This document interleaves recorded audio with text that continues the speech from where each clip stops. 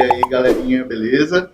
Bom, na aula passada eu falei com vocês basicamente sobre como é a estrutura da introdução da dissertação do Enem.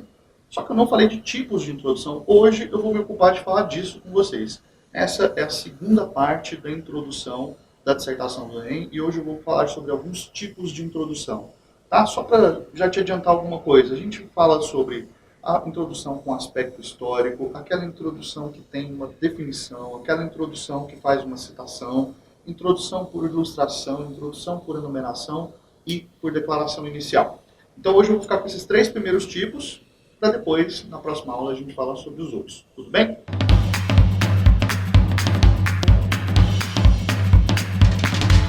Bom, então vamos começar com a introdução com o aspecto histórico. Você deve se lembrar que na última aula, eu falando sobre períodos, acabei dando um exemplo de um texto que eu escrevi, de uma introdução que eu fiz, sobre a questão do indígena, né, que é um tema que ainda não caiu no Brasil.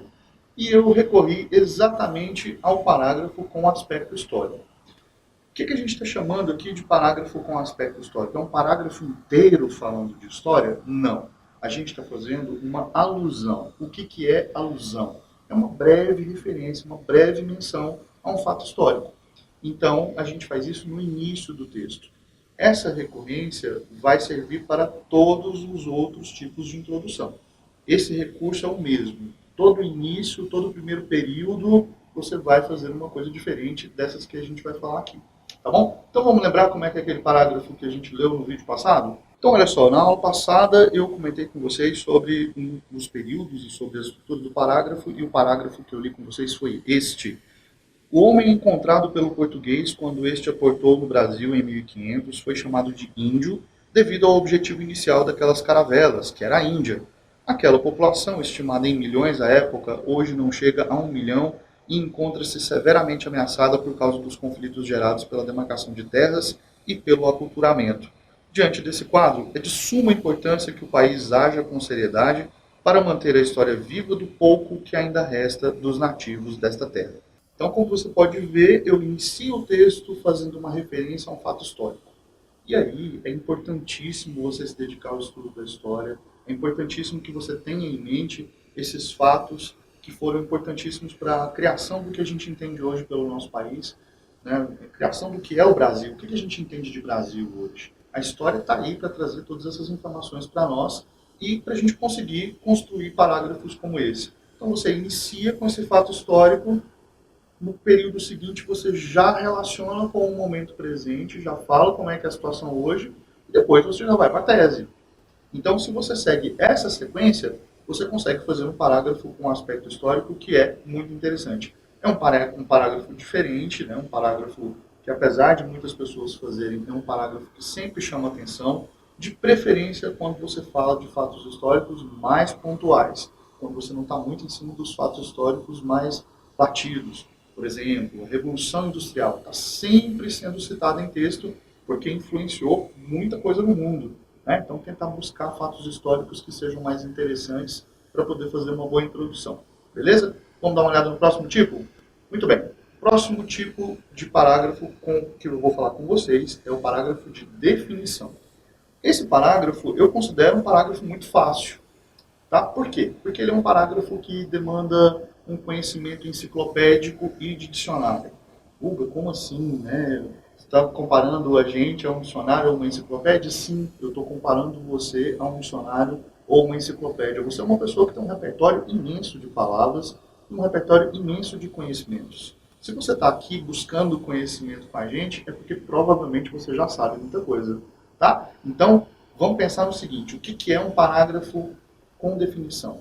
É aquele parágrafo que você vai pegar a palavra-chave do tema e você vai definir essa palavra com poucas palavras, naturalmente, com uma frase, né, interessante, recorrendo a esse conhecimento que você tem, o conhecimento enciclopédico, o conhecimento de dicionário. Já viu como aparece o texto na enciclopédia? Ele aparece lá a palavra-chave e a definição dele logo em seguida, assim como no dicionário também. Então você vai recorrer a isso, ao conhecimento que você tem para fazer essa definição. Terminou a definição, você passa para a discussão do tema, sobre a perspectiva do tema, e para a tese, do mesmo jeito. Eu preparei também um tema para vocês com esse recurso, que é o recurso do parágrafo com definição. Tá bom? Vou ler para vocês agora esse tema e vou ler para vocês também o parágrafo para vocês perceberem como é que isso funciona dentro do texto. Beleza? Então vamos imaginar o seguinte tema, os obstáculos para enfrentar a questão carcerária no Brasil. Outro tema que ainda não foi pedido. Presta atenção a esse tema, os obstáculos para enfrentar a questão carcerária no Brasil. Para você poder fazer uma boa definição, você tem que identificar a palavra-chave. Nesse caso, nós temos questão carcerária como sendo o foco desse tema. E é isso que a gente vai definir. Presta atenção nessa introdução. A questão carcerária pode ser definida como um problema de ordem histórica, cultural e política que permeia toda a sociedade, incidindo principalmente nas pessoas negras e de baixa renda. Ou seja, essa foi a definição. É assim que o meu parágrafo vai abrir. Logo em seguida, eu vou relacionar com as outras partes. Agora vamos ler o parágrafo inteiro? Olha como é que vai ficar. A questão carcerária pode ser definida como um problema de ordem histórica, cultural e política que permeia toda a sociedade, incidindo principalmente nas pessoas negras e de baixa renda. O Brasil hoje ocupa a terceira posição no ranking de população carcerária, o que está longe de ser motivo de orgulho. Nesse sentido, vê-se que agir em torno das causas é fundamental para se enfrentar os desafios do problema no país. Portanto, com uma boa definição ali no início do texto, você consegue partir disso para uma relação dos problemas desse tema com o momento que o Brasil vive, com a situação atual do Brasil, e depois apresentar uma tese em seguida, para aí sim desenvolver o seu texto. Beleza? Então isso que a gente viu agora foi o parágrafo por definição. Vamos dar uma olhada em mais um tipo, esse muito recorrente, tem sido muito explorado pelos candidatos que têm tirado notas máximas no Enem, e é um recurso incrível, um recurso muito interessante, que é o parágrafo de introdução com citação. Beleza? Vamos dar uma olhada em como é que a gente faz um parágrafo por citação. Antes de mais nada, vamos lembrar do seguinte, existem dois tipos de citação básica.